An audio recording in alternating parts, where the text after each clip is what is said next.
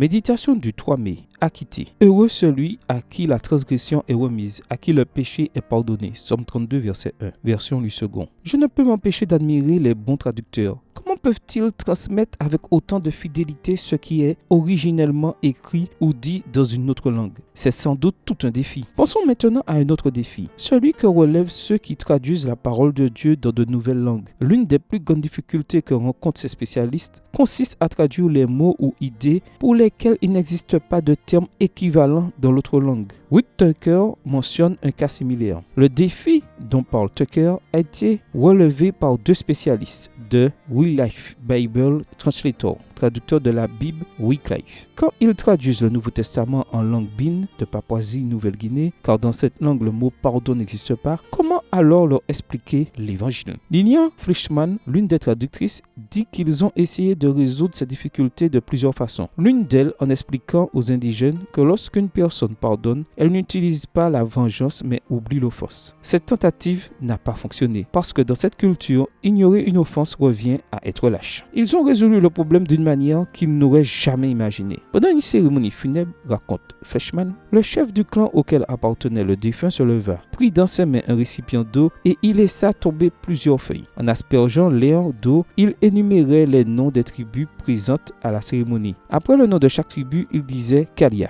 Kalia était-ce le mot équivalent à pardon? Car cela pouvait très bien signifier innocent. Mais nous savons qu'un innocent n'a pas besoin d'être pardonné. Après quelques recherches, ils ont appris que, dans cette culture, Kalia signifiait libéré de la culpabilité, libéré de tout châtiment. Exactement le mot dont ils avaient besoin. Et c'est exactement le mot que vous et moi avons besoin d'entendre en commençant cette journée. Pécheurs, nous méritions d'être condamnés, mais Dieu s'est interposé et, grâce au sacrifice de son Fils, aujourd'hui, nous pouvons être libérés de toute culpabilité, c'est-à-dire Kalia, grâce au sang précieux de Jésus. Libérés de toute culpabilité, libérés du châtiment mérité, grâce à ce précieux sang. Non seulement nous avons été pardonnés, mais nous sommes aussi purifiés de tout mal. Qu'en disons-nous? Nous disons, loué soit le nom de Dieu. Que dire d'autre? Prière. Merci Jésus, car ton sang a purifié ma vie de toute culpabilité et m'a donné une nouvelle chance. Grâce à ce pardon, je peux écrire aujourd'hui une nouvelle page dans ma vie qui dit « Les choses anciennes sont passées, tout est maintenant nouveau ». Bonne journée à vous et que le Seigneur vous bénisse.